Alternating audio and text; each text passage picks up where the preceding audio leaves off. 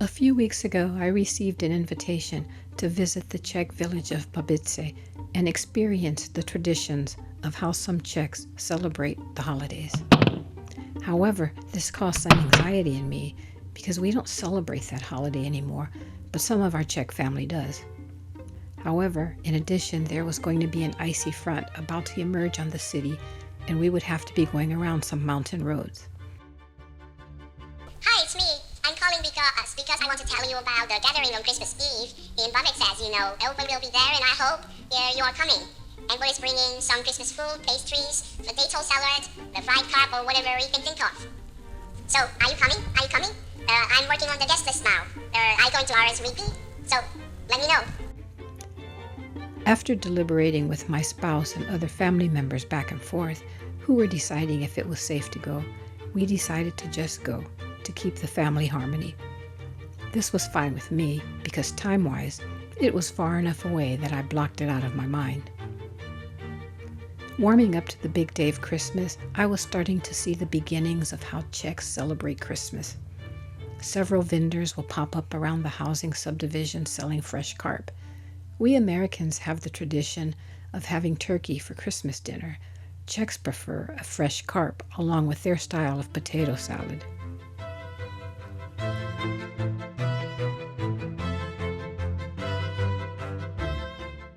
Thus, being the introvert that I am, like most introverts, as the day grew closer, I was immediately regretting my agreement to go.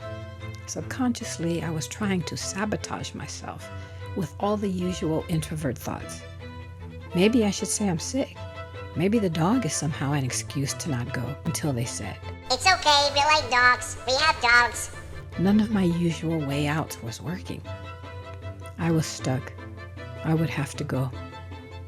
The day came as I grudgingly got ready to leave, so now we are headed out to village. What's the name of that village? I don't know, but I will find out. And we got to take 2 buses and a train. And, people in the family are fussing about the roads being icy and about supposed to be icy roads and snowing now and everything. So people are like, I don't know if we should go. Well, but the people that are driving and stuff said they're gonna go. It's for a family get together. One thing about Czechs is they love their family get togethers. So if you ever get involved with a Czech family, just know that you'll be going to a lot of family get togethers all the time. But anyway, we're making time.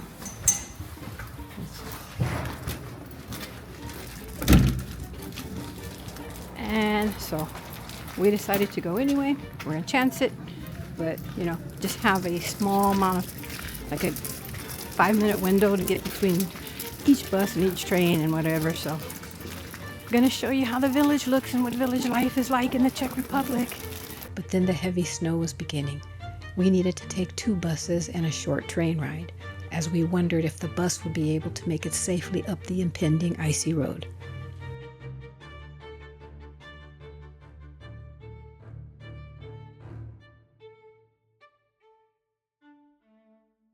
Resolved that this is the way it was, exiting the bus, we literally ran to the local train station, as we only had 4 minutes before the last train was leaving due to the impending holiday that night. So now I'm at the train station to catch the train. Made it in time. Just have a couple more minutes. A couple more minutes till the train comes.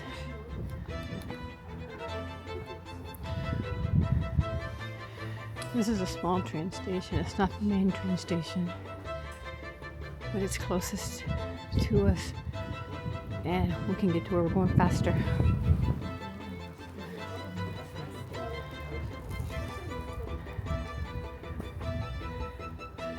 We're at the Brno Židenice train stop.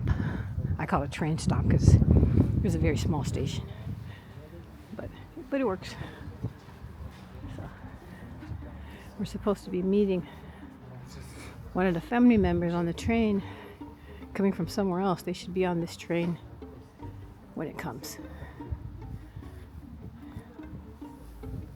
So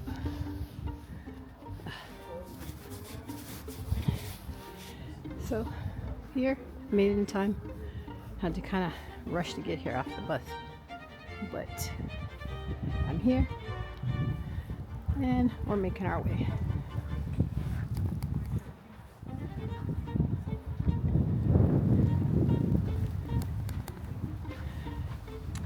Family members don't like to be on camera, so that's why I'm not showing everybody.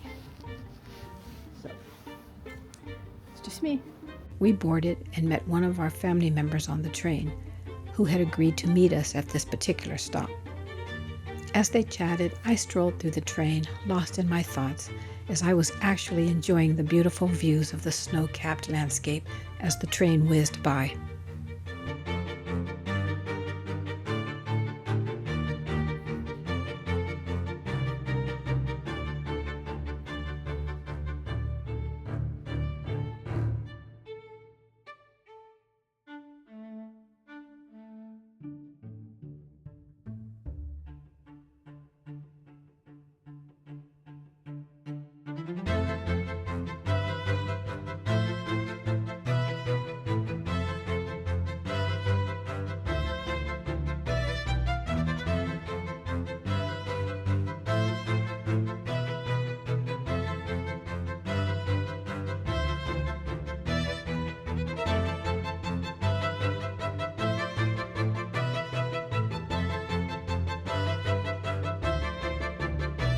When we arrived, the last bus was across the street, waiting as travelers queued up to board.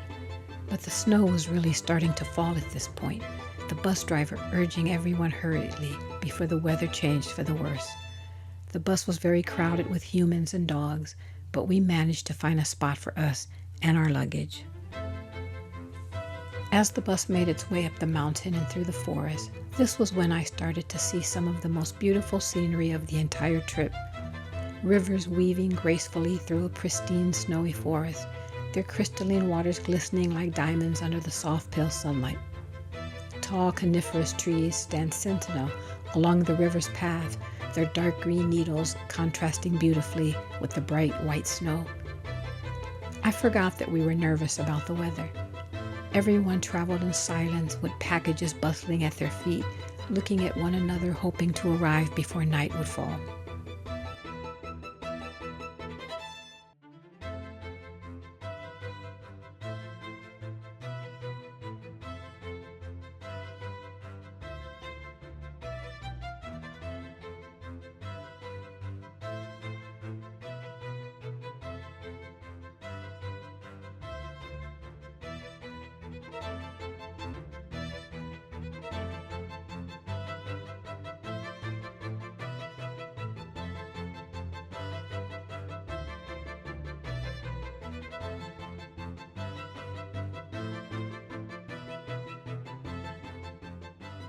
I was mesmerized by the fairy tale look of the village as we walked through the streets to the family member's home.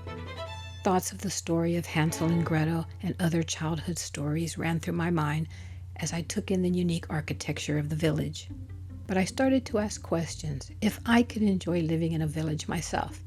It felt inviting, but what about everyday life, grocery shopping, all that? It would for sure require me to have a vehicle again, which I don't really want to do at this point.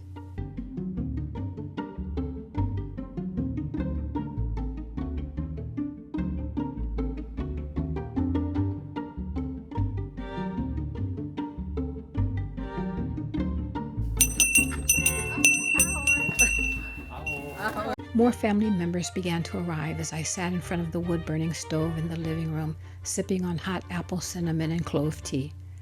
Now that I was better at the language, I could pretty much understand what was happening and being said around me. Language opens up many doors. Traditions totally different from our American ways. Celebrating the night before, dinner was served red lentil soup with soy milk and vegetables before the main entree of the usual carp and potato salad. This was followed by Czech Christmas cookies, cakes, and desserts. The adults drank beer, eggnog, and bourbon, and Moravian wine, while the children drank juices and homemade lemonade, anxiously waiting the time to distribute the presents.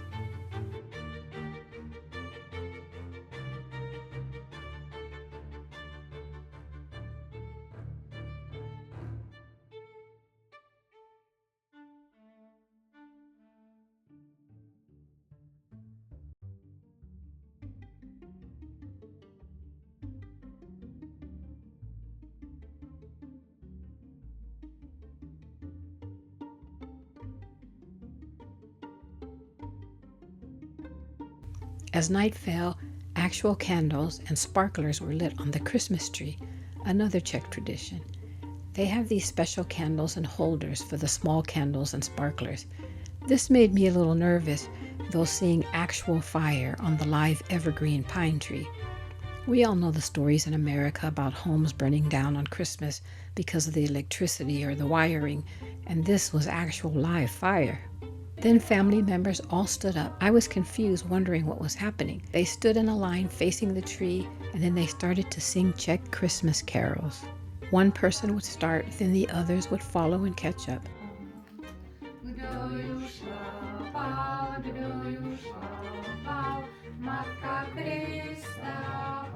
I was asked if in America people sing carols. I said yes, but some do it around a piano, or they go door to door, or they have the music playing in the background, but not all families do it.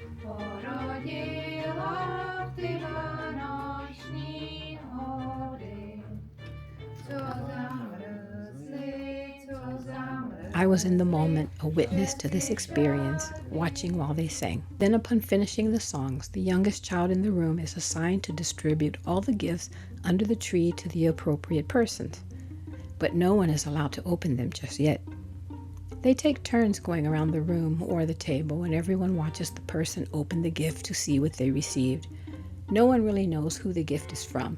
Supposedly, baby Jesus brings the gifts, not a Santa Claus.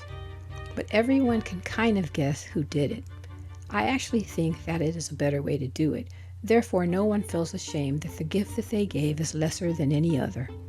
I also like that no one was breaking the bank or going into debt to give gifts. Practical gifts were given: socks, soaps, lotions, teas, coffees, candies, etc. I think that would really take the stress off of the commercialized stupidity that Christmas is in America and what it has become, and the shaming of parents who cannot afford large materialistic gifts, such as this video that was circulating around social media at the time. You know, and we're going to show, that's pan down. That's what Christmas is supposed to look like, you poor.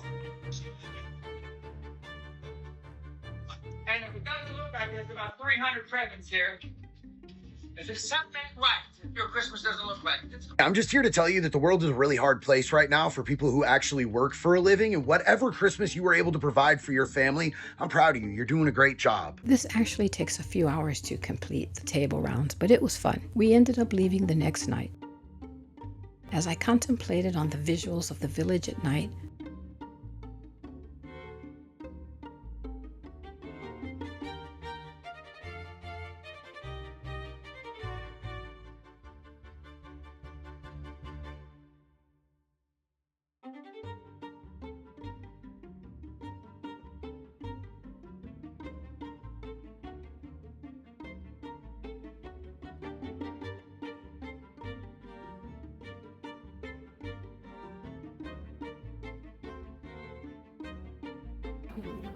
but it's where on the last bus, well, second to last bus home from the village.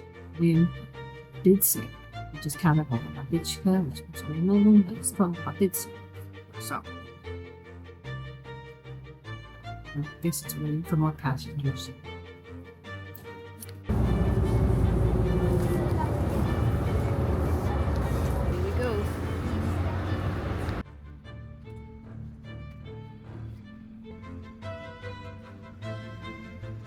Once again, I became the hero in my own story.